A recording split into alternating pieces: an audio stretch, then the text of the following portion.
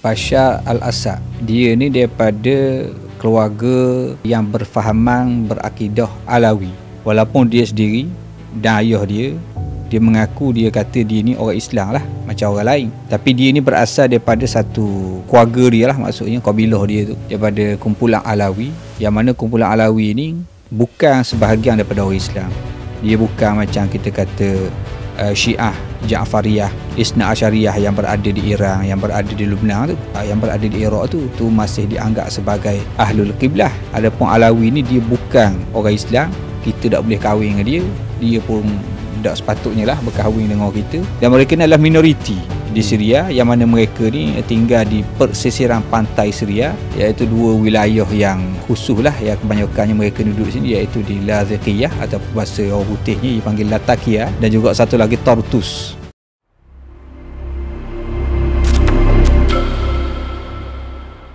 Assalamualaikum warahmatullahi wabarakatuh.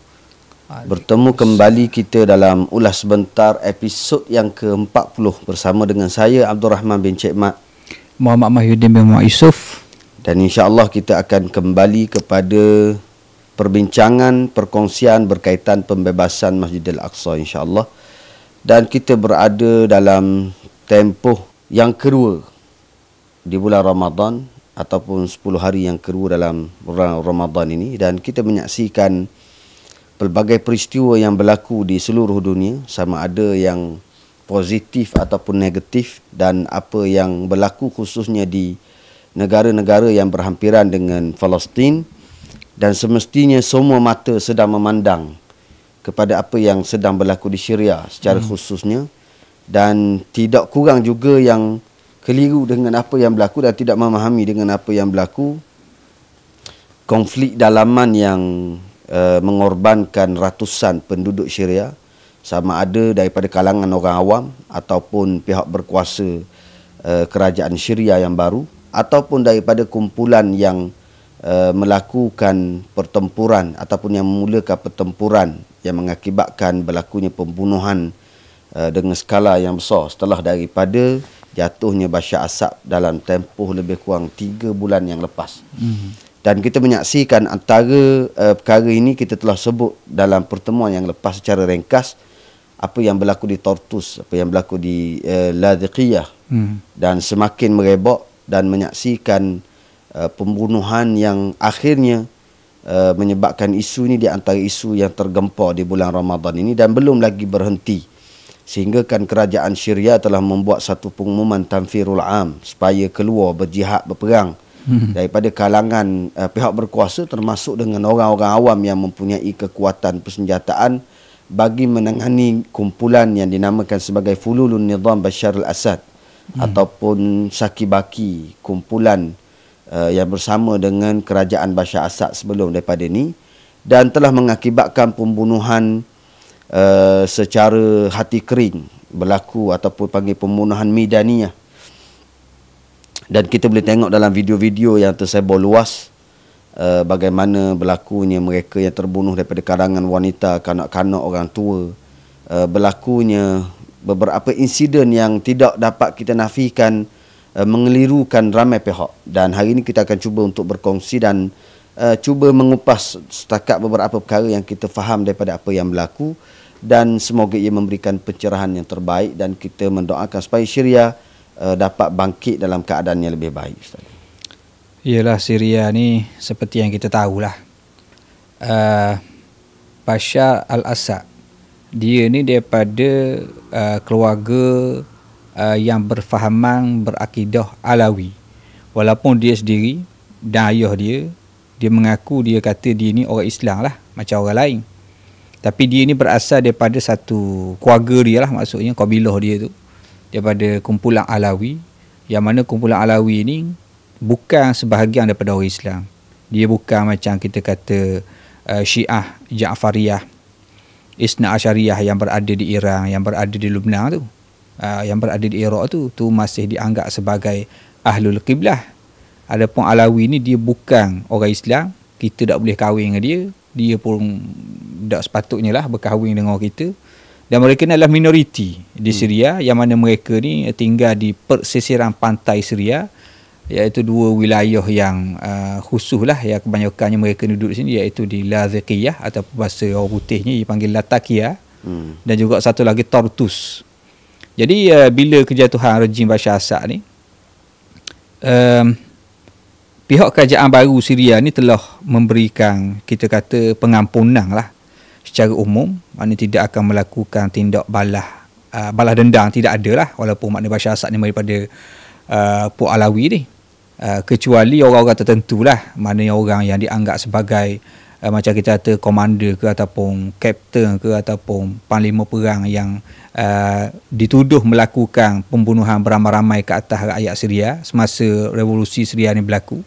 Adapun orang ramai ni, pegawai-pegawai kerajaan awal biasa ni, maknanya tidak akan ada apa-apa lah yang dilakukan kepada mereka. Dan adalah beberapa anggota pasukan keselamatan yang telah dihantar di kawasan Laziqiyah dan juga Tartus ni. Adalah bala polis dan seumpamanya yang dihantar oleh kerajaan baru Syria. Kemudian seperti yang kita tengok berita lah, berlaku serangan pada hari Khamis baru ni, mengakibatkan katanya 300 lebih ataupun 300 orang di kalangan anggota keselamatan sahaja. Kalau campur dengan orang awam pula, ada kata sampai 1000 lebih. Jadi ramai lah yang matinya. Jadi bukan setakat anggota keselamatan, orang awam juga menjadi korban daripada kedua-dua belah pihak. Dan benda ni berlaku secara, kita kata, terancang lah. Mana Saki-Baki penyokong Bashar Assad ni mungkin nak buat satu cubaan yang terakhir untuk menjatuhkan kerajaan Syria yang baru ke. Benda ni tak pelik sebenarnya, sebab kalau tengok apa yang berlaku di Libya lepas pada Gaddafi jatuh pun, masih ada lagi penyokong dia, ada keluarga dia, kabilah-kabilah Arab yang menyokong dia. Mereka masih lagi cubalah nak mendapatkan kuasa, menjatuhkan kerajaan yang lain, orang lain yang mengganti Gaddafi. Di Iraq pun benda yang hampir sama berlaku, benda yang sama berlaku di Syria sekarang ni.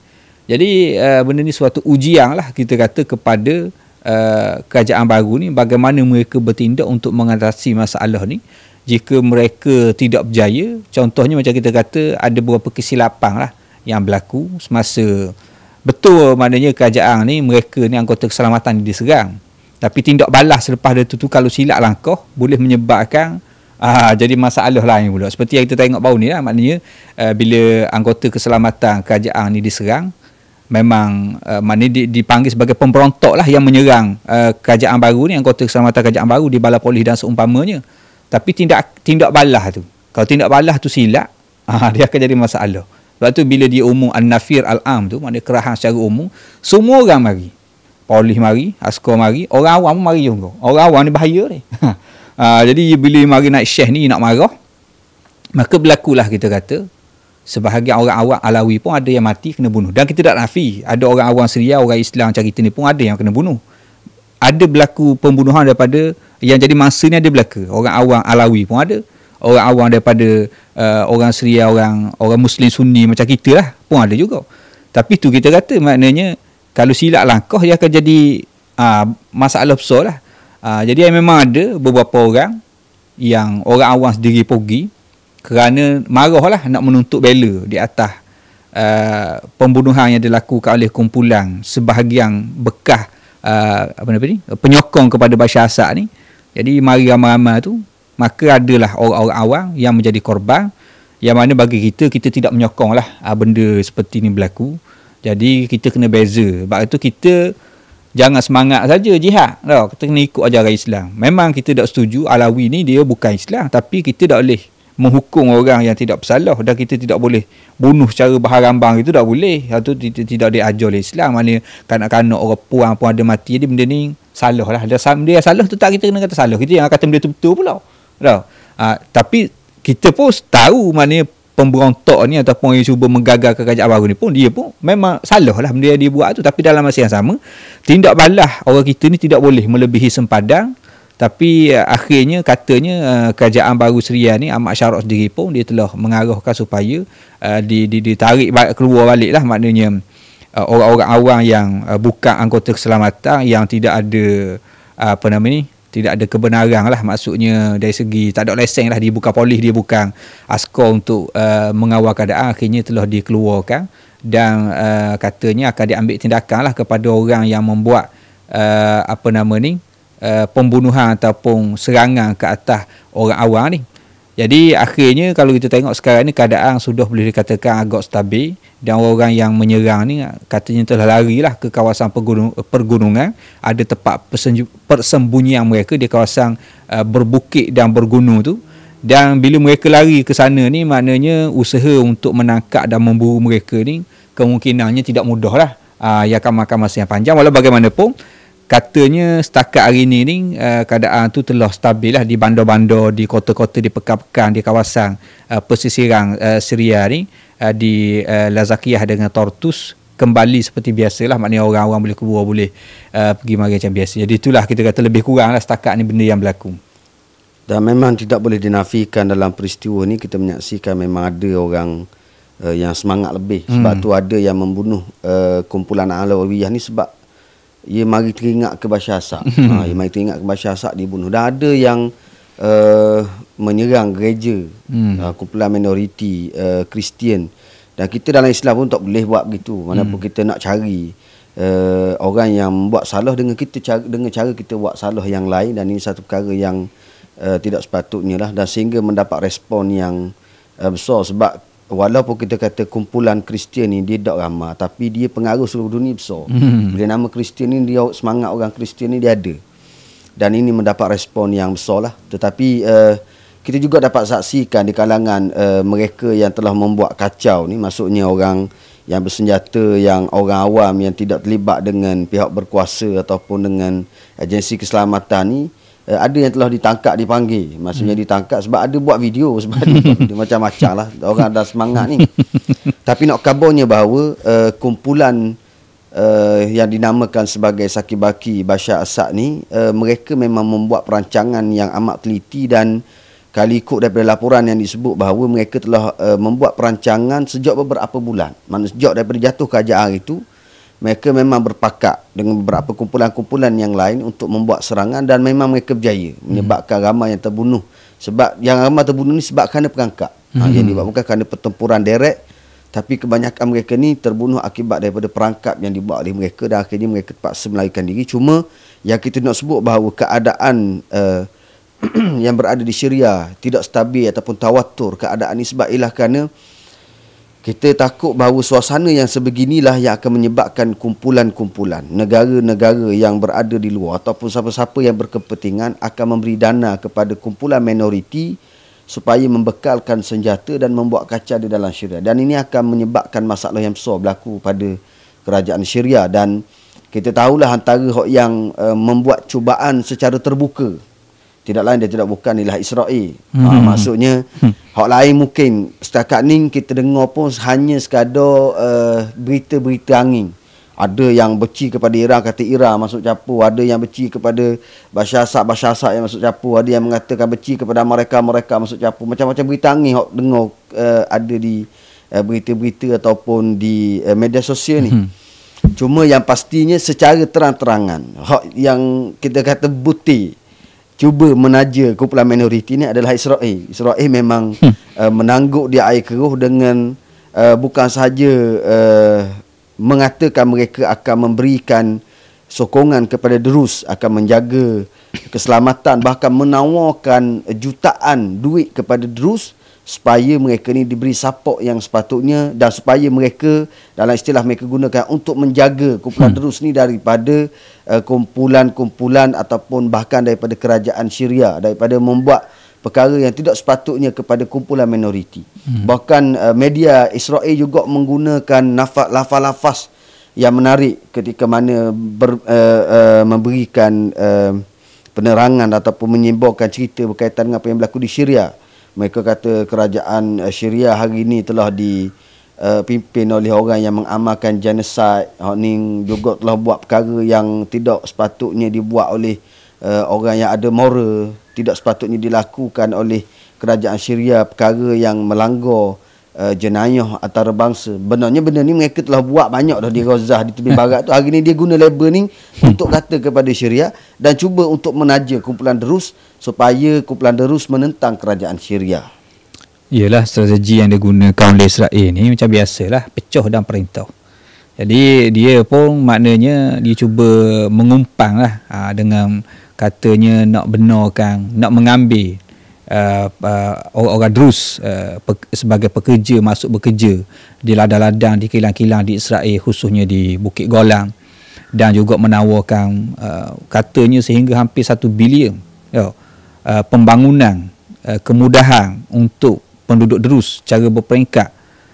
Jadi tujuannya sudah tentulah tidak lain dan tidak bukan, bila orang Drus yang duduk di sempadan antara Syria dengan Israel, kalau orang Drus ni dia sokong Israel, maknanya mungkin akan datang, kita kata Israel akan buat pungutan suara ke lagu mana ke, akhirnya mereka pun ambil alih sebahagian tanah Syria jadi bahagian Israel. Jadi itu perancangan jangka masa panjang Israel terhadap Syria lah. Jadi maknanya setakat ni bagi Israel, mereka tidak percaya kepada kerajaan yang baru naik di Syria ni, dan dia anggap kerajaan ni kerajaan yang ada yang kata musang berbulu ayam lah. Berlakon je tak boleh lawan Israel, tapi akan datang lawan Israel juga, sehingga dia takut kepada sokongan dan juga pengaruh Turki terhadap kerajaan baru Syria ni.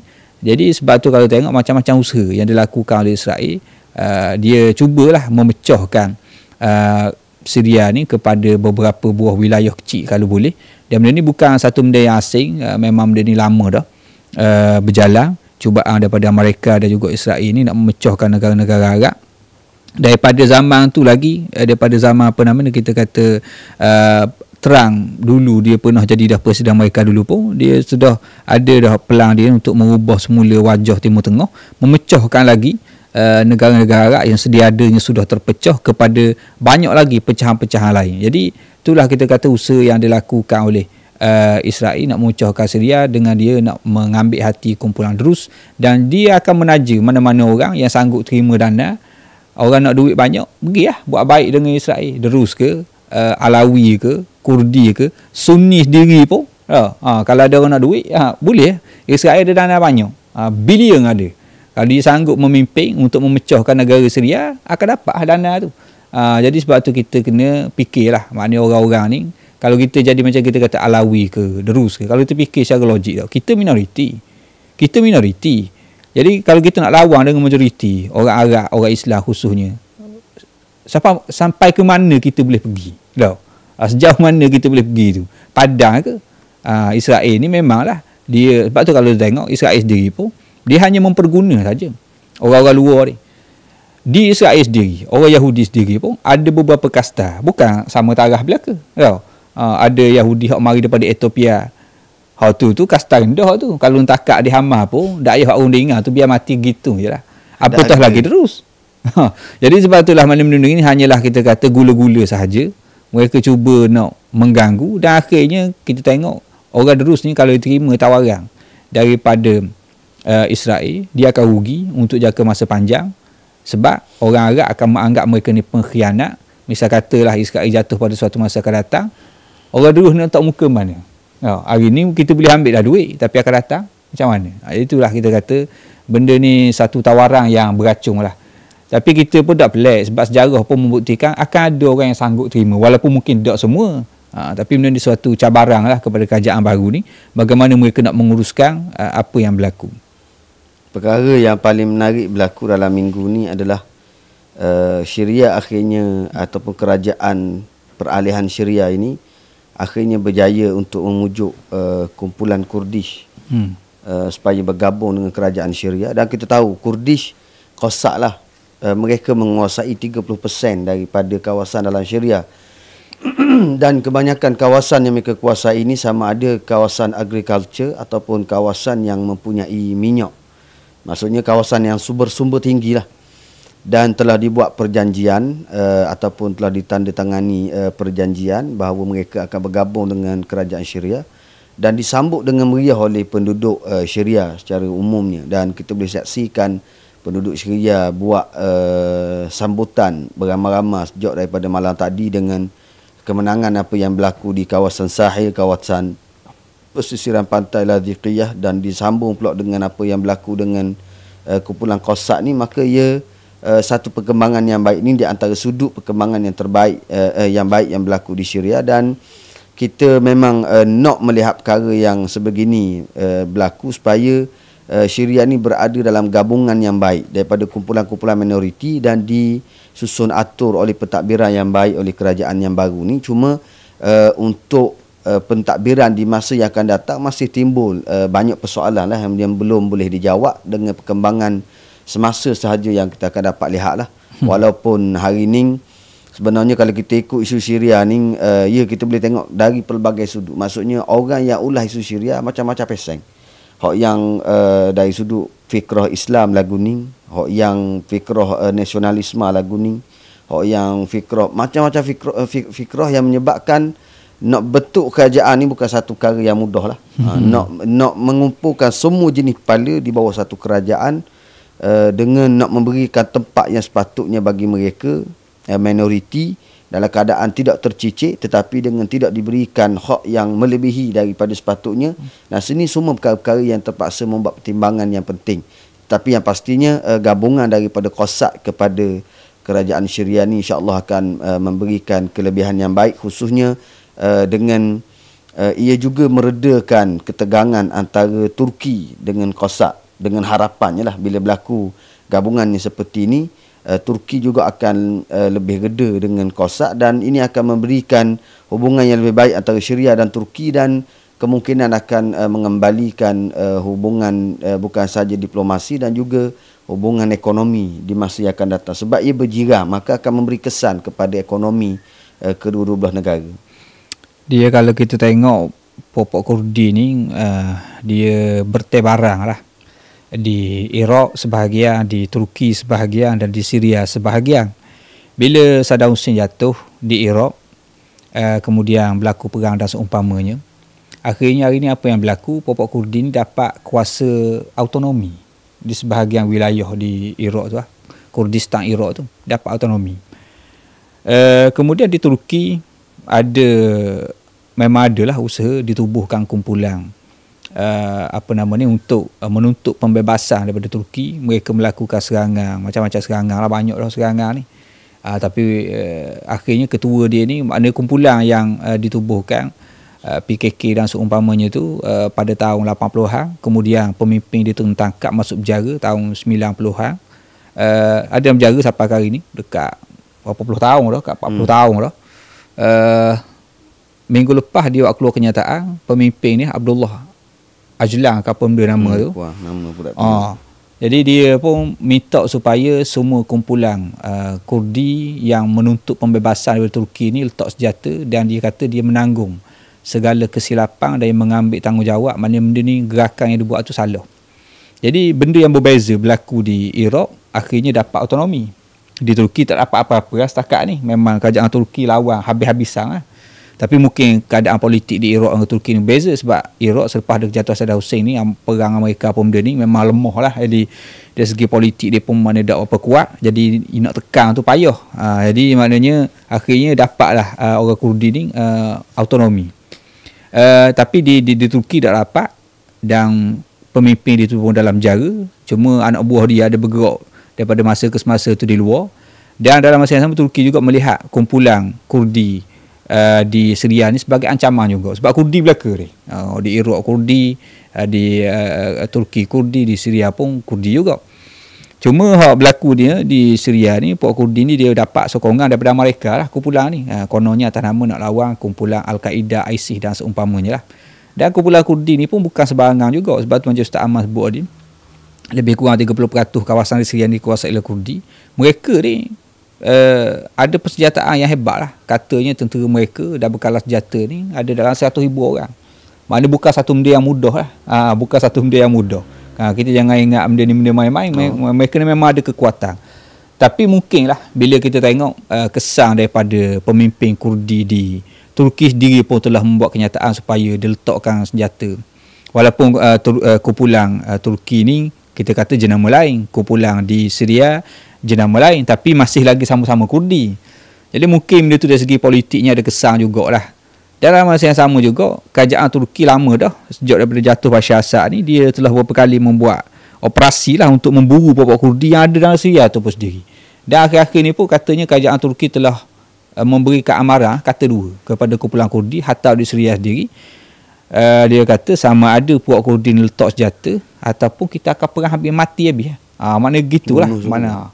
Jadi bila gitu apa yang berlaku sekarang di Syria, puak Kurdi ni tidak ada pilihan yang banyak. Sebab katanya Amerika pun kemungkinan akan mengundurkan tentera daripada Syria. Ada kemungkinan. Jadi sekarang ni Kurdi, apa pilihan yang dia ada? Kalaulah misal kata Amerika keluar daripada Syria, katakanlah begitu. Sebab memang ada permintaan supaya mereka ni keluar. Tidak ada keperluan lagi yang mereka duduk di Syria. Memang mereka boleh buat kerah bodoh itu pun boleh juga. Tapi maknanya berlaku sedikit kesipuan lah. Sebab maknanya bila kerajaan baru ni, kalau dia kata ia telah membuktikan ia berjaya mengawal keadaan, ia boleh menyatukan kumpulan-kumpulan bersenjata yang ada ni. Jadi atas dasar apa lagi mereka nak duduk sini? Jadi bila berlaku gitu, akhirnya puak Kurdi ni sekarang ni berada dalam keadaan yang agak tersepit lah. Walaupun dia ada kekuatan tertentu ada, tapi dia minoriti. Walaupun ada kekuatan, tapi dia masih lagi minoriti. Untuk jangka masa panjang rugi. Rugi lah. Nak lawan dengan orang Syria lagi. Nak lawan dengan Turki lagi. Jadi ke mana? Jadi sebelum daripada dia tidak mendapat apa-apa keuntungan, lebih baiklah dia ni buat penyelesaian cara politik. Dia terima untuk bergabung kerajaan Syria baru. Orang-orang dia pun boleh masuk kerajaan, boleh jadi askar, boleh jadi polis, boleh jadi ni, daripada dia terus berperang dalam keadaan nak lawan Turki lagi, nak lawan Syria lagi. Jadi kesudahannya macam mana? Jadi mana apa yang berlaku ni kita kata keuntungan bagi kedua belah pihak, untuk kerajaan baru Syria dan juga untuk Kurdi sendiri. Kalau dia fikir masa depan ni, baiklah dia ambil tindakan begini daripada dia lawan. Akhirnya mu nak lawan orang Turki lagi, mu nak lawan Syria, mu kepit tengah, waktu mu nak pergi mana? Habis itu. Amerika selagi mana dia nampak Kurdi ni boleh dia guna, dia akan guna. Tapi bila dia tak ada guna, dia akan tinggal. Amerika bukan duduk di Syria, Amerika dia ada dah negara dia Amerika. Kurdi ni kesudahannya lagu mana? Jadi sebab tu apa yang berlaku ni, kita kata kalau Kurdi bijak, dia akan terima penyelesaian ni. Dan Syria memang ia perlukan sokongan Kurdi juga supaya tidak mengganggu perjalanan kerajaan untuk masa yang akan datang. Dan itu di antara beberapa perkembangan yang terbarulah yang berlaku di Syria. Dan kita masuk kepada apa yang sedang berlaku di Gaza. Walaupun sebenarnya apa yang berlaku di Syria ni hangat, tetapi yang lebih rumit sebenarnya yang berlaku di Gaza. Sebab ia pelbagai pihak terlibat dalam rundingan yang berlaku ini. Dan kita semua tahu pada hari Sabtu Ahad baru ni telah berakhirnya gencatan senjata, dan kita telah sebut dalam pertemuan yang lepas, dan sepatutnya telah masuk kepada fasa yang kedua, tetapi sehingga saat ini tidak berlaku. Dan dalam tempoh hampir 20 hari dah rasa, tak sampai 20 hari lah, berakhir lebih kurang dalam belah-belah hari berakhirnya gencatan senjata baru ni. Sebelum berakhir gencatan senjata, Netanyahu telah buat ugutan tamatnya waktu detik yang terakhir gencatan senjata, kami akan jadikan Gaza sebagai jahanam, sebagai neraka. Lepas tu kami bagi 10 hari. Selepas dari 10 hari mereka tak setuju dengan syarat kami, akan dijadikan macam neraka.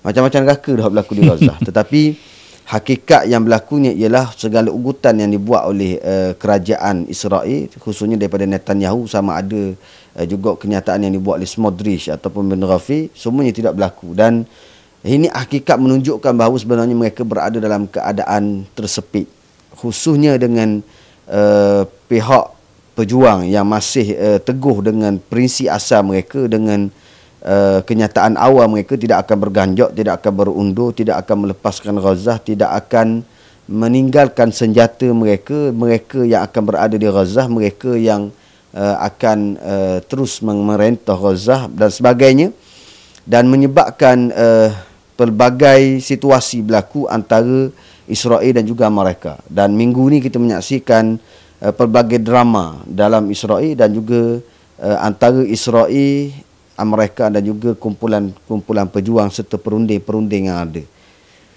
Iyalah, maknanya kalau kita tengok apa yang berlaku ni selepas daripada gencatan senjata ni habis tempoh fasa yang pertama 42 hari, sepatutnya kalau ikut pada jadual asal dia kena masuk ke fasa yang kedua, 42 hari pula. Kemudian masuk fasa ketiga dan perang tu berhenti, kemudian dibuat pembangunan semula Gaza. Tapi oleh kerana Netanyahu yang melengah-lengahkan, membuat syarat-syarat yang tidak masuk akal, yang Israel sendiri pun tahu, dunia pun tahu, Hamas tak akan terima. Jadi benda ni bukan undingan. Kalau kita awal-awal lagi kita letak syarat yang kita tahu dah, tak semua orang tahu benda tidak akan terima, tu bukan berunding gitu. Kita boleh letak syarat dengan harga yang tinggi, kemudian kita turun sikit.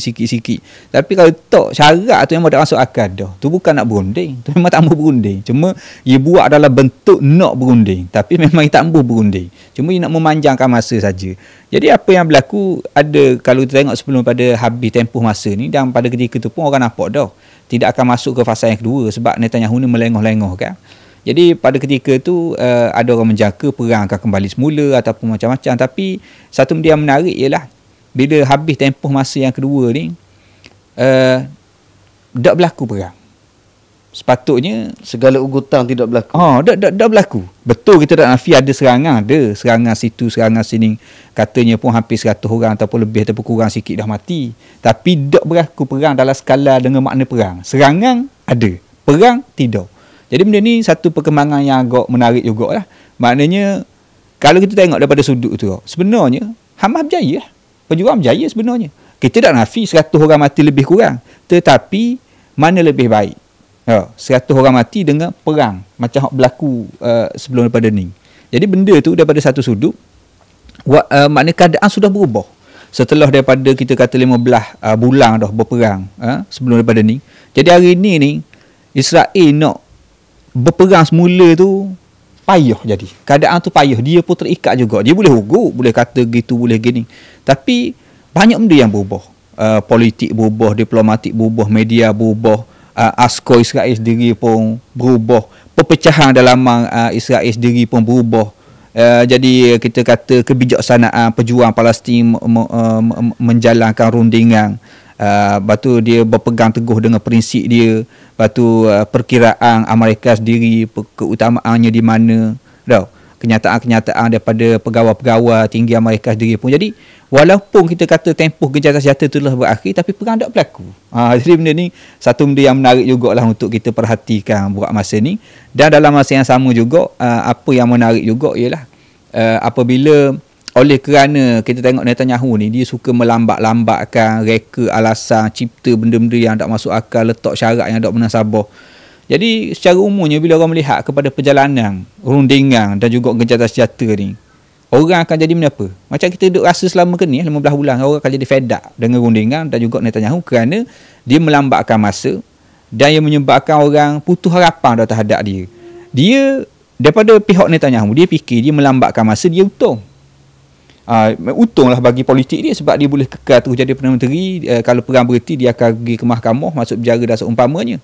Tapi tak sedar, makin panjang masa dia buat, orang jadi fed up dengan pendekatan dia. Akhirnya, macam Ustaz Amar kata dia, akhirnya mereka pergi berunding terus dengan pejuang Palestin sebab dia tahu dah, kalau kita serah kepada Netanyahu ni, tidak ada sebarang hasil. Yang adanya hanyalah kita kata memanjangkan masa sahaja. Jadi akhirnya, apa yang berlaku, Amerika berunding direct dengan pejuang Palestin. Yang akhirnya siapa dia rugi sini? Netanyahu rugi. Sebab dia ni jadi orang kata benda ni, orang yang tidak dihargai, tidak ada kedudukan. Mana payah runding Netanyahu ni, payah kita runding direct je. Dia di kalangan rakyat Israel sendiri pun telah tidak meletakkan kepercayaan kepada Netanyahu. Rakyat Israel pergi direct ke Donald Trump. Donald Trump pun asas sebelumnya bincang dengan Netanyahu, pun tak bincang dah dengan Netanyahu, terus berunding dengan pejuang Hamas dan seumpamanya. Jadi siapa dia hak naik? Pejuang Palestin hak naik sekarang ni. Netanyahu ni hak jatuh. Dah. Orang tak mampu dah berunding dia, baru tahu dah. Tak ada kesudahan, buang masa je. Jadi sebab tu orang tengok sekarang ni Hamas, kumpulan pejuang Palestin ni, tak pernah berlaku rundingan secara langsung. Hatta orang kata di zaman Ismail Haniyah sendiri pun, tak pernah Amerika pergi berunding dengan Ismail Haniyah ataupun kerajaan Hamas menang pelihara di Gaza dulu tahun 2005 kalau tak silap. Tapi hari ni kumpulan kecil Hamas ni berunding kuasa besar dunia. Maknanya pengiktirafan besar. Maknanya lopak berapa ribu nak tangga dah ke atas tu. Kuasa besar dunia pergi berunding dengan Hamas. Netanyahu hak kata hebat ni, orang tak mau berunding dengan dia. Jadi itu hak downgrade, Hamas yang naik grade tu. Mana berapa ribu nak tangga naik. Itu memang luar biasa lah apa yang berlaku pada hari ni. Dan kita saksikan dalam rundingan tu juga sebenarnya sebab tu timbul persoalan lah, maksudnya sebab kenyataan mereka sepanjang rundingan macam-macam kenyataan keluar daripada Donald Trump, daripada Witkoff, daripada macam-macam wakil daripada mereka ni.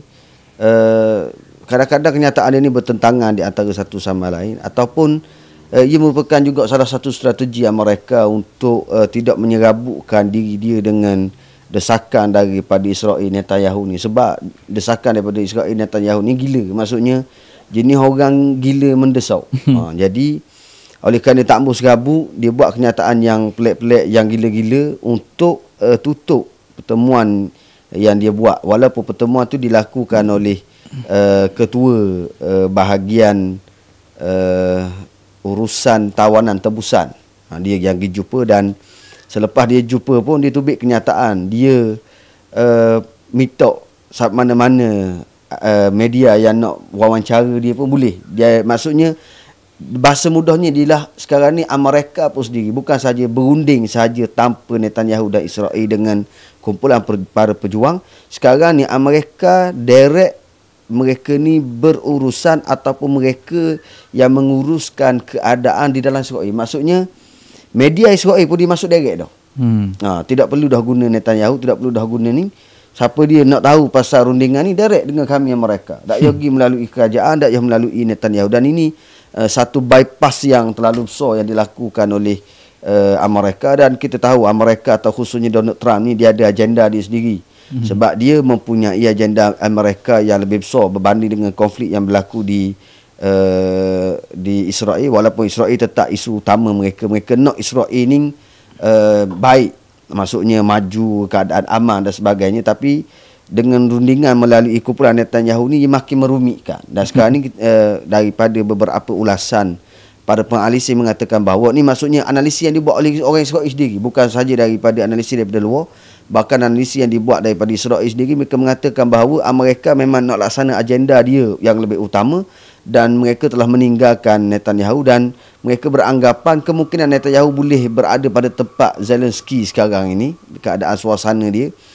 Dan Amerika ni dia nak keluarkan tawanan perang, nak berhenti perang, dan mereka ada satu lagi agenda yang besar, ialah untuk melaksanakan projek normalisasi antara Saudi dan juga Israel. Kerana projek normalisasi antara Saudi dan Israel ini akan menguntungkan Amerika dengan dana yang berbilion, ratusan bilion daripada Saudi yang akan dapat digunakan oleh Amerika dalam pelbagai projek dan juga misi serta visi yang mereka nak laksanakan di masa yang akan datang. Jadi keadaan sekarang ni, segala tipu heloh permainan licik Netanyahu ni akhirnya mengepung diri dia sendiri. Dia sekarang ni terkepit dah. Sebab tu kalau kita tengok bukti dia terkepit ialah akhirnya dia terpaksa menghantar rombongan daripada Israel untuk memulakan semula rundingan gencatan senjata ke hari kota. Ini bermula. Hari ni bermula. Jadi benda ni menunjukkan kenapa dia terkepit. Sebab sekarang ni bila sebelum ni dia tak mahu berunding, dia letakkan syarat yang tak munasabah, dia tak pergi rundingan. Akhirnya Amerika terpaksa memilih untuk berunding sendiri dengan Hamas dan juga pejuang Palestin.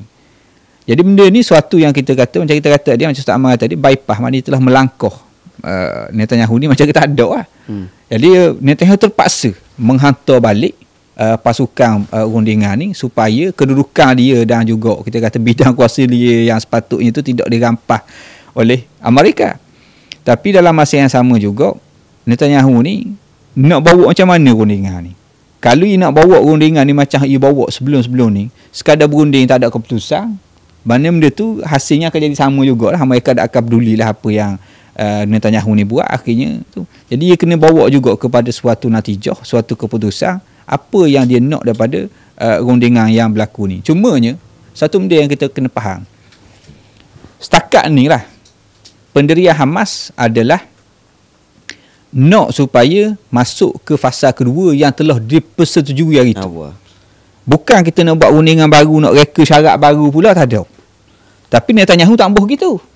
Netanyahu nak letak syarat. Nak ambil tengah pula. Nak reka benda lain pula.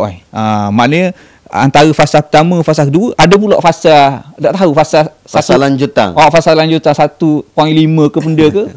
Dia nak reka benda lain pula. Jadi benda ni sebab tu kalau tengok ucapan Abu Baidah itu pun dia kata dah. Dia kata Israel ni nak main tipu helah. Kita tahu dah tipu helah dia ni. Yang kita akan cuba menghalang lah tipu helah tu berlaku. Jadi benda-benda gini tipu helah yang cuba dibawa oleh Netanyahu ni bila dia ada keadaan tersepit sekarang ni, dia nak reka pula. Benda yang sudah ditandatangani perjanjian fasa pertama, fasa kedua, kemudian bawa ada fasa ketiga dan menghentikan perang. Jadi dia nak reka benda lain tengah ni. Tapi Hamas kata tak ada.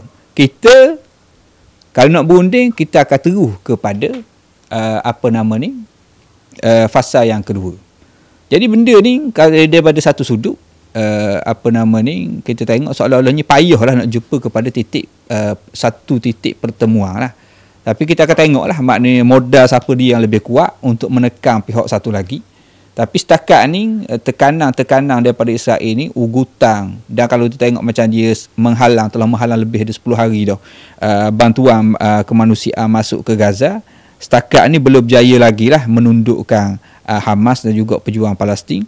Dan dalam masa yang sama, kalau kita tengok daripada ucapan-ucapan dan idea-idea yang diberikan oleh daripada pihak Amerika sendiri, mereka ni seolah-olah telah sampai kepada suatu keyakinan bahawa tidak akan berlaku lagi lah perang di Gaza ni buat masa terdekat ni. Amerika lebih bersetuju untuk diadakan gencatan senjata tempoh masa yang panjang, 5 ke 10 tahun. Hak tu buah dia lah, tapi hakikatnya perang akan berhenti lah. Itulah sebenarnya pada sudut Amerika sendiri pun tak ambuh dah perang ni. Jadi benda ni buang masa, habis masa duduk sini. Macam Ustaz Ahmad kata, kita ada banyak lagi projek-projek lain yang lebih besar daripada kita nak perhabis duit perang ni saja, benda yang tak ada kesudahan, hasil tak ada. Lebih baik kita berhenti perang, buat aja gencatan senjata 5 ke 10 tahun ke. Lepas tu kita pergi kepada program yang seterusnya. Jadi itulah kita kata secara umumnya kita boleh kata gini lah, Netanyahu ni walaupun macam-macam dia kata payah, keadaan dia tu payah. Jadi yang mendapat keuntungan yang besar sekarang ni, walaupun kita kena sabar dulu, mungkin ada serangan sedikit berapa orang mati tu, dan juga mungkin kena sekat batuan, kita kena sabar dulu. Tapi insya-Allah maknanya macam beberapa pimpinan Hamas sebut sebelum ni lah, mana kita sekarang ni kita masuk dalam gencatan senjata dan ringan ni daripada pihak yang kuat. Kita bukan pihak yang lemah, kita tidak akan tunduk. Itu yang disebut oleh wakil pimpinan Hamas. Dan itulah yang kita tengok sekarang ni, walaupun Israel ini nada dia tu kerah, perang lah, apa benda neraka lah, tapi dia dapat apa benda dia kata tu, dia lebih kepada balas dendam sahaja, dia ugut macam-macam.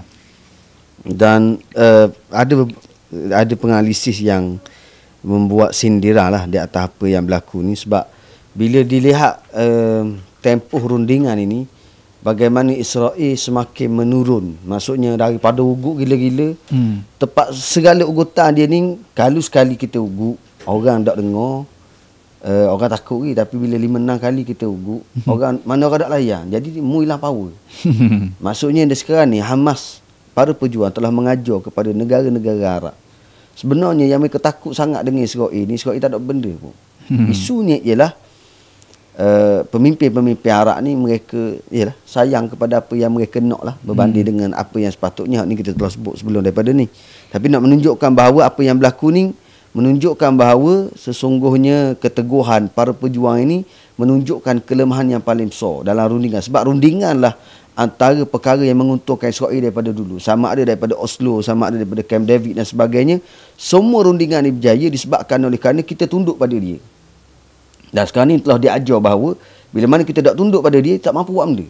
Tapi memang ada harga yang mereka perlu bayar. Tapi sampai satu tahap, nothing tulus. Kita bayar belah kedah. Sekarang ni apa lagi yang boleh buat? Dan tekanan yang paling besar sekarang ni berada di pihak para pejuang yang mampu untuk menekan Israel dan sebagainya. Dan kita saksikan dalam tempoh ini bila berlakunya sekatan kemanusiaan, dan sekarang ni pula telah diugut untuk dihentikan bekalan elektrik. Walaupun kita sebut dah sebelum daripada ni, sebenarnya bekalan elektrik ni tak ada masuk dah sebenarnya, sebab laluan elektrik ni tak ada dah. Cuma ada satu poin sebenarnya bila mana disebut bekalan elektrik ni, kerana ada satu tenaga, kita panggil benda generator lah lebih kurang, satu tenaga elektrik yang digunakan oleh satu mesin yang digunakan di dalam Gaza, iaitulah mesin untuk suling air laut untuk diminum. Dan sebab dalam Gaza ni dia ada 2 tak silap saya, mesin yang besar ni, dan rakyat Gaza ramai yang bergantung kepada minuman ataupun air bersih daripada sulingan, air suling lah. Jadi bila mana dia ugu untuk menghentikan bekalan irtik ni, bererti dia mengugu untuk menghentikan bekalan air bersih di dalam Gaza. Dan ini sebenarnya memang dari sudut undang-undang antarabangsa pun memang benda yang tidak sepatutnya berlaku. Tapi mereka tahu bahawa hak ni mereka langgar belaka dah, dan mereka cuba membuat apa jua tekanan yang mereka masih mampu buat atas para pejuang, dan saya rasa benda ni tidak akan mampu untuk mengubah apa-apalah keadaan yang berada dalam Gaza. Dalam masa yang sama kita juga menyaksikan dalam minggu ini ucapan daripada Abu Ubaidah, dan kita juga baca daripada kenyataan-kenyataan dan juga ulasan-ulasan yang dilakukan oleh para pengalisi tentang apa ucapan yang dibuat oleh Abu Ubaidah ni. Dan sebagaimana yang telah Ustaz disebut, bahawa antara perkara yang dapat kita saksikan bahawa ialah para pejuang mereka memahami mainan politik, ugutan ataupun tipu daya yang cuba dibuat oleh Israel. Dan walaupun Netanyahu pernah keluar kenyataan baru-baru ni, dia kata mereka telah berjaya membuat tipu daya kepada Hamas dengan mengeluarkan lebih ramai tawanan perang tebusan, tawanan yang berada di tangan para pejuang, dengan melanjutkan masa dengan buat tekanan tidak dibenarkan keluar daripada selatan ke sebelah utara dan sebagainya. Mereka kata mereka berjaya. Tapi Abu Ubaidah telah memberikan amaran bahawa tipu daya mereka ni dalam bacaan para pejuang. Dan yang keduanya ialah para pejuang telah membuat kenyataan melalui Abu Ubaidah bahawa mereka telah berjaya, mereka telah bersedia dengan segala kemungkinan. Tujuan membuat kenyataan ini adalah untuk menjawab kepada persoalan yang dibuat oleh, ataupun untuk menjawab ugutan yang dibuat oleh Israel. Kalau nak perang, sila kami. Maksudnya tidaklah mereka kata bahawa kami nak kembali pada perang, tidak. Kerana para pejuang sekarang ni mereka berusaha untuk berlakunya berhenti perang, ataupun berlakunya gencatan senjata dan berhentinya peperangan. Cuma mereka kata kalaulah berlaku perang, jangan bimbang, kami telah bersedia di semua sudut dan di semua keadaan. Semua kemungkinan yang kamu baca tu kami telah baca, dan kami bersedia dengan segala senario. Dan kita mengetahui Israel dalam keadaan tekanan yang besar, tentera-tentera yang tidak bersedia untuk keluar berperang, walaupun mereka telah bawa tentera kepada sempadan Gaza, tapi moral tentera dan juga tekanan-tekanan daripada pelbagai pihak juga memberi kesan kepada Israel. Antara tekanan-tekanan yang lainnya adalah apa yang berlaku dalam negara Israel itu sendiri, daripada keluarga, daripada kabinet, daripada kumpulan pembangkang dan sebagainya. Yalah, mana situasi perang ni boleh jadi berlaku, boleh jadi tak berlaku. Tetapi persediaan tu adalah daripada pihak pejuang ni. Seperti yang kita bincang beberapa kali dah sebelum ni, mereka telah berjaya merekrut ribuan lah ahli-ahli baru, tentera-tentera baru. Jadi mereka dari segi kita kata dari segi bilangan tentera tu insya-Allah ada. Dari segi senjata pun katanya dia kata ada juga. Israel memang tak putus lah tentera dia, senjata dia, bekalang, dan Donald Trump telah melepaskan sekatang yang dikenakan oleh Joe Biden terhadap Israel. Tapi isunya macam kita kata tadi lah, adakah mereka akan membenarkan Israel berperang? Sebab kalau kita tengok pentadbiran Amerika baru ni lain. Jadi Netanyahu pun tak berani juga nak main lebih kurang dengan Donald Trump, sebab tengok dah apa yang berlaku kepada Zelensky tu. Jadi kalau Donald Trump buat gitu ke Netanyahu, memang aib besar lah Netanyahu. Sebab sekarang ni kalau kita tengok ada beberapa ucapan daripada wakil pentadbiran Amerika sendiri. Dia sebut tu terang. Dia kata kita bukan proksi kepada Israel. Kita adalah mereka. Kita akan berjuang mengikut kepentingan mereka. Jadi ucapan seperti ini kerah. Dan ada orang kata bayangkan kalaulah salah seorang menteri ataupun pegawai Amerika di zaman Joe Biden kata begitu, dia akan diserang teruk oleh pentadbiran Israel dan juga pemimpin-pemimpin parti di Israel. Tapi hari ini bila seorang pegawai Amerika kata gitu, Israel senyap, tak ada orang berani komen. Tak berani balas. Jadi dia kata kita bukan proksi, kita bukan ejen kepada Israel. Kita adalah Amerika. Kita akan berjuang mengikut kepentingan Amerika.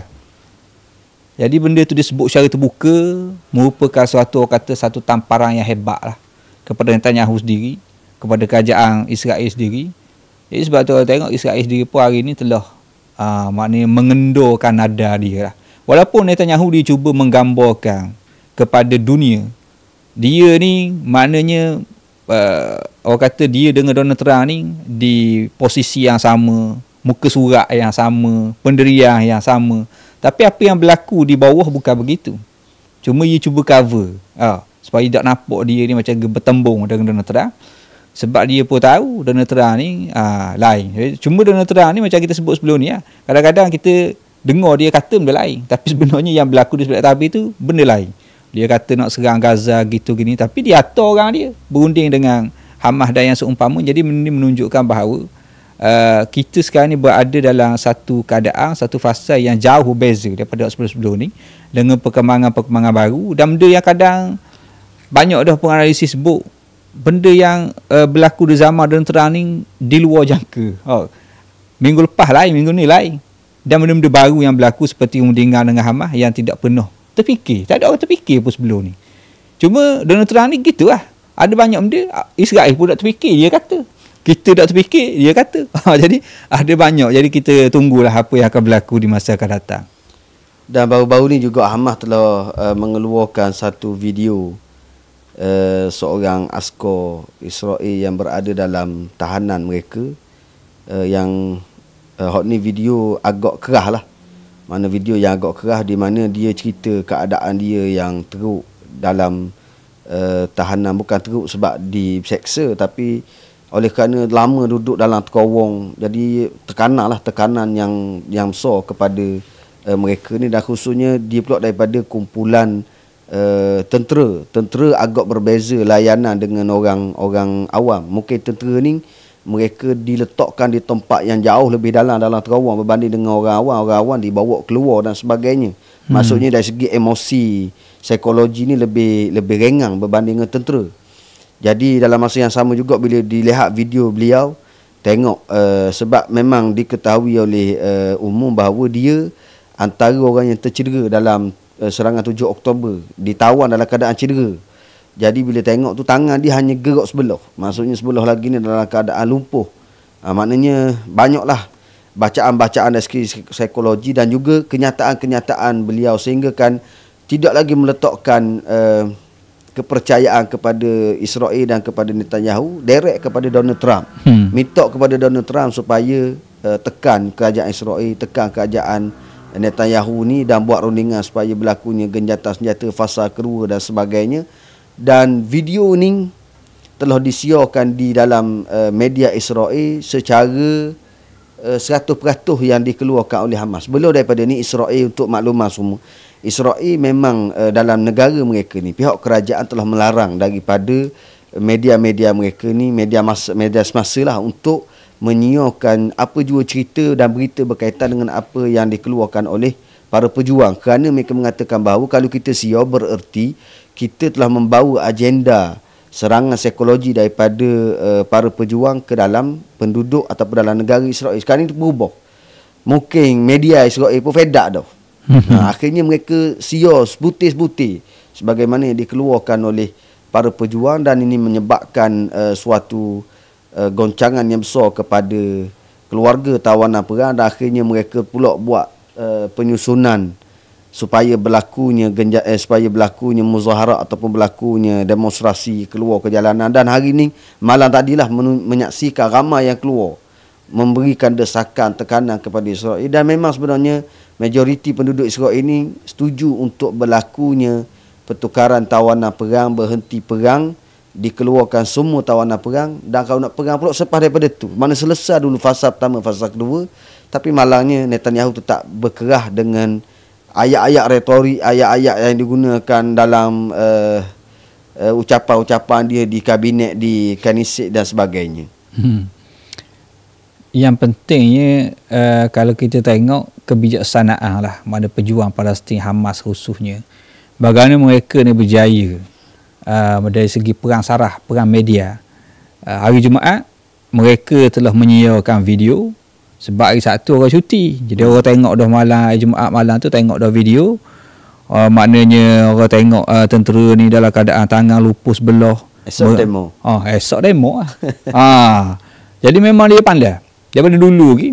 Tapi kali ni kesannya memang luar biasa, sehingga katanya demonstrasi hak fasa baru ni Mereka pasang khemah depan Kementerian Pertahanan Israel. Mereka akan tidur situ terus siang malam pagi petang sehinggalah dibuat genjatan pertukaran tawanan ataupun dihentikan perang dalam sewaktu dengannya. Jadi demo ni lama dah demo, tapi dia sentiasa mana benda panggil naik ke satu tahap yang lebih kuat lagi tekanan dia itu terhadap kerajaan dan juga Netanyahu itu sendiri. Jadi ini suatu benda yang kita kata kejayaan lah, maknanya Hamas dan juga pejuang Palestin ini mereka telah mengkaji mana psikologi, mental, apa benda yang menyakitkan orang Israel. Jadi video yang dia buat tu memang kena pada sasaran dan memberi kesan yang besar kepada rakyat Israel itu sendiri. Dan benda ni juga dalam masa yang sama menguntungkan orang Palestin dari segi macam kita kata bila berlakunya habisnya fasa pertama 42 hari gencatan senjata, dan hari ni lebih dari 10 hari dah benda tu berlalu dalam keadaan Gaza disekat daripada makanan, minuman, bantuan kemanusiaan. Jadi benda ni juga memberi isyarat kepada orang Israel, keluarga tawanan, mereka kena desak kerajaan mereka supaya membenarkan bantuan kemanusiaan ni masuk. Sebab kalau bantuan kemanusiaan ni tak masuk, yang terkesan bukan setakat orang Palestin, orang Gaza saja, tapi juga oleh keluarga mereka akan mendapat kesan yang sama bila makanan tak masuk, bantuan tak masuk. Jadi sebenarnya Israel, kerajaan Israel dan tentera Israel sedang mengepung dan menyebabkan tawanan dia sendiri jadi lapar dan dahaga. Jadi benda ni sebenarnya menimbulkan kemarahan yang sangat hebatlah di dalam Israel sendiri terhadap kerajaan Israel dan juga Netanyahu itu sendiri. Sekarang ni kalau kita nak cerita dari sudut perkara dalaman yang berlaku dalam Israel dan sebagainya, banyak perkara-perkara yang lebih detail berlaku. Tapi satu perkara yang kita nak ambil perhatian kepada semua pendengar bahawa segala apa yang kita cerita ni tujuan ialah untuk kita melihat bahawa sebenarnya walaupun naratif yang cuba dibawa oleh media barat dan juga media-media dalam bahasa Arab sekalipun, tekanan-tekanan yang dahsyat yang berlaku, dan khususnya daripada negara-negara Arab yang telah berunding demi rundingan dan telah dibuat pelbagai kenyataan yang seolah-olah setiap kali berlakunya kenyataan daripada liga-liga Arab ataupun daripada sebelah media barat ni, mereka senantiasa guna poin seolah-olah para pejuang telah tanazul, kita panggil dia, melepaskan beberapa tuntutan mereka. Tapi sebenarnya bila mana kita dengar balik kenyataan para pejuang, tidak berlaku demikian. Sebab itulah dalam semua kenyataan yang dikeluarkan oleh mana-mana pihak, kita mesti menunggu kenyataan yang dikeluarkan oleh wakil para pejuang untuk kata akhir. Sebab banyak bila kita dengar, kita sendiri pun bila kita dengar daripada kenyataan ini bahawa setuju untuk orang lain meretah rozak kita, tu tak pernah sabar. Para pejuang setuju. Memang bila dengar 2-3 hari pada itu, betul kenyataan tu bertentangan. Dan ini semua mainan yang digunakan oleh media, tujuannya untuk memberi tekanan kepada para pejuang di atas apa yang berlaku. Tetapi kita yakin dan percaya bahawa keadaan dan suasana yang berlaku sekarang ini, walaupun tekanan yang semakin kuat dan sebagainya, tetapi perubahan demi perubahan perjalanan politik antarabangsa yang berlaku di seluruh dunia memberikan kesan aturan yang dibuat oleh Allah Ta'ala lah, bahasa mudah dia. Tuhan buat keuntungan, kemenangan nampak berpihak kepada pihak pejuang semakin hari semakin besar dan semakin kuat lah. Cuma kita doakan supaya kemenangan ini berlaku dengan lebih cepat di masa yang akan datang. Iyalah, maknanya dalam beberapa kes lah kita tengok seolah-olah macam pejuang Palestin dikepung, tapi mereka masih boleh mencari jalan keluar daripada masalah yang berlaku. Sebagai contoh kita kata, kalau tengok baru ni ada satu berlakulah persidangan Liga negara-negara Arab ni. Mereka bincang dipanggil persidangan tergempar lah, dibuat secara mengejut, khususnya apa yang berlaku di Gaza, bagaimana pembangunan semula Gaza dan siapa yang akan memerintah Gaza selepas daripada perang.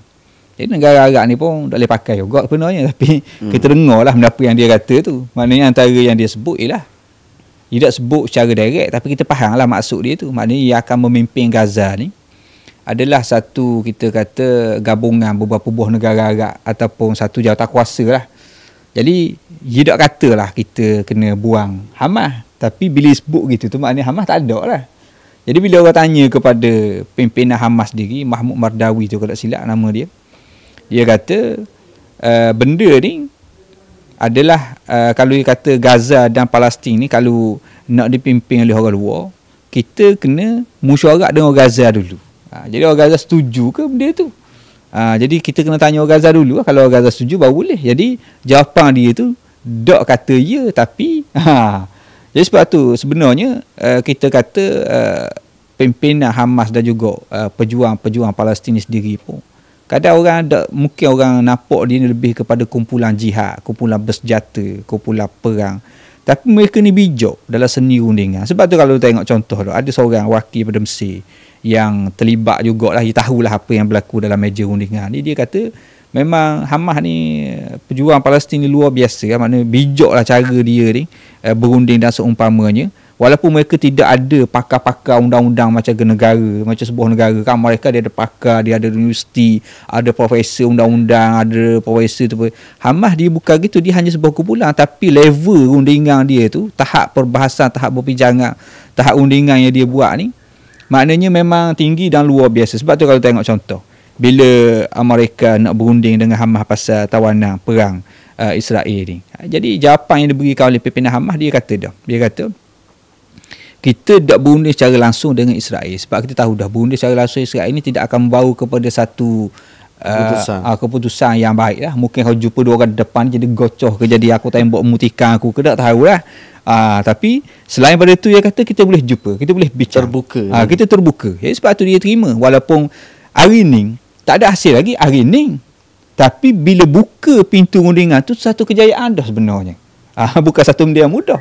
Tapi bila boleh buka pintu rundingan, akhirnya kalau tengok nada mereka ini pun berubah. Amerika sendiri pun mengatakan mana pembincangan dengan Hamas ni, mana ada faedah dia walaupun tak ada keputusan, tapi ada faedah. Dia tak kata rundingan ni buruk ke, rundingan ni tak ada faedah. Tidak. Dia kata benda ni satu benda yang penting, satu benda yang ada manfaat, sebab tu kita buat. Dan jadi benda ni kita kata maknanya semakin lama walaupun kita kata perancangan seluruh dunia nak menjatuhkan pejuang Palestin, tapi Allah Ta'ala angkat dalam keadaan kita tak sangka, dalam keadaan kita tak sedar, semakin naik, dan musuh tu, Israel tu sebenarnya yang semakin jatuh. Dan yang terakhirnya ialah antara berita yang penting yang berlaku dalam Israel pada hari ini, telah letaknya jawatan ataupun telah bermulanya tempoh, berakhirnya tempoh yang diberikan kepada bekas jurucakap Israel, Levi Hagari ini. Terkena dengan ucapan beliau ketika mana pergi ke Hospital Al-Shifa, mengatakan bahawa jadual dalam Hospital Al-Shifa ni merupakan nama-nama para pejuang yang telah diletak shift supaya bertugas dalam Hospital Al-Shifa dan sebagainya. Ni semua dulu kalau kita ingatlah apa berlaku. Hari ni dalam Israel pelbagai reaksi, ada yang bersedih. Patutnya kita kena hargai dia ni kerana dialah yang telah banyak berjuang begini. Ada yang membenci. Beliau mengatakan bahawa dialah orang yang telah memanipulasi berita-berita yang sepatutnya kita kalah kalau betul menang, kita telah buat, kita berlaku. Mana benda yang buruk ni dia potretkan benda yang molek berlaku. Dan dia ni sebagai satu mimpi ngeri bagi kita dan sebagainya. Dan ini memberikan pelbagai reaksi lah dalam Israel itu apa yang berlaku. Sebab tu ada seorang penganalisis di Haaretz berita Israel itu, dia kata ada orang bersedih dengan maknanya ialah mana Hagari ni tamat tempoh perkhidmatan dia. Dia kata sebab apa kita kena sedih? Dia ni sebenarnya banyak menyebarkan penipuan. Banyak mana cerita-cerita tipu, cerita palsu. Dia mewajarkan pembunuhan terhadap orang awam, kanak-kanak dan seumpamanya. Jadi orang gini dia kata memang patut pun kena buang. Memang tak layak lah menjadi jurucakap tentera. Dalam masa yang sama tau, bila kita cerita pasal jurucakap tentera Israel, dan kita tahulah seperti mana Ustaz Amal sebut tadi, banyak mana dia tipu, dan dia ni mewajarkan benda yang salah dan yang seumpamanya. Kita bandingkan pula dengan jurucakap pejuang Palestin, Hamas dan lain-lain. Maknanya kredibiliti dia tu, maknanya kebenaran, fakta, kata-kata dan yang seumpamanya, dan cara dia mewajarkan tindakan kumpulan pejuang jauh. Maknanya jauh lebih benar, lebih tepat, lebih rasional, lebih logik. Jadi sebab tu kalau tengok kedudukan jurucakap Hamas dan pejuang ni tak turun, tapi sentiasa menaik. Bahkan di kalangan orang Israel sendiri pun kita sebut banyak kali dah, mereka lebih mempercayai jurucakap Hamas dan juga pejuang daripada jurucakap tentera dia sendiri. Apatah lagi dalam dunia Islam, yang mana kalau kita tengok setiap kali keluarnya Abu Ubaidah ni, mana juta lah orang yang menyaksikan, orang terjemah, orang buat ulasan. Banyak mana setiap kali dia keluar, habis ulasan orang buat. Daripada pakaiannya, dulu berisi sikit, sekarang ni kurus. Lepas tu macam-macam. Jadi sebab tu kalau tengok sebenarnya Allah Ta'ala sedang mengangkat orang yang berjuang di jalan dia ni, dan Allah Ta'ala sedang menjatuhkan orang yang lawan Islam. Jadi sebab tu tengok jaga jurucakap tu Israel, bila dia ni tamat tempoh, yelah ada sikit lah orang yang bersedih, tapi kebanyakan cerita yang dia bawa ni kebanyakan tipu, palsu, dan orang akan memperingati dia ni bawa cerita yang tak betul. Bukan orang ingat dia ni dengan benda yang positif, tapi orang ingat dia ni dengan benda yang negatif. Dan itu di antara beberapa perkara yang kita boleh kongsikan daripada perkembangan yang berlaku di sekeliling pembebasan Masjidil Aqsa, walaupun antara perkara yang tidak berhenti berlakunya, apa yang berlaku di sebelah tebing barat juga tidak berhenti, dan kita menyaksikan bagaimana daripada pihak berkuasa Palestin juga telah membuat operasi membantu Israel, sehingga semalam telah berjaya membunuh, telah menyebabkan seorang para pejuang daripada Jenin syahid, hasil daripada buruan sesama sendiri. Dan ini perkara yang malanglah berlaku, dan kita doakan supaya Allah Ta'ala memberikan keringanan kepada mereka di sepanjang puasa ni. Dan bulan Ramadan ni juga sebenarnya adalah bulan yang dinamakan sebagai bulan jihad, dan juga dinamakan dengan bulan kemenangan. Dan kita doakan supaya Allah Ta'ala jadikan Ramadan ini sebagai permulaan kepada kemenangan dan juga keringanan kepada saudara-saudara kita yang berada di sekeliling pembebasan Masjidil Aqsa ini, insya-Allah. Dan kita tutuplah pertemuan kita pada hari ini dengan ucapan Abu Ubaidah, innahu la jihadun nasrun aw istishhad. Sesungguhnya ini adalah jihad pada jalan Allah, sama ada mendapat syahid pada jalan Allah ataupun kemenangan di dunia ini. Wallahu a'lam.